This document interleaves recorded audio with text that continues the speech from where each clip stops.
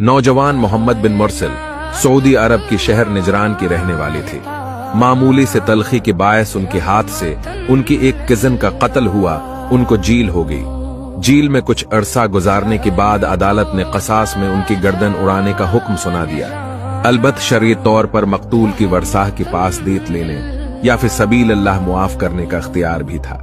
मोहम्मद मुरसिल की कबीली आल रिज़्क के बच्चों, बुजुर्गों और नौजवानों ने यह फैसला किया कि मकतूल की कबीला अल सनीज के सामने मुआफी की दरख्वास्त रखी जाए। वो चाहें तो दीत लें, वो चाहें तो मुआफ करें। ये दरख्वास्त रखने का इतना मुनफरिद था, ये इतनी आजिजी और फरियाद लिए था कि पूरी अरब मीडिया का ये मौजूआ बन अशिया उतार कर मकतूल की चौखट में रख दिए, अपनी चादरों घटनों को बांधा कर जमीन पर लेट गई, अपनी सरों पर मटी डाला। शायरों ने मुआफी पर कसीदी पढ़ी, कातिल की नन्ही बच्ची ने से यो मुआफी की इस्तदा की कि जगर कट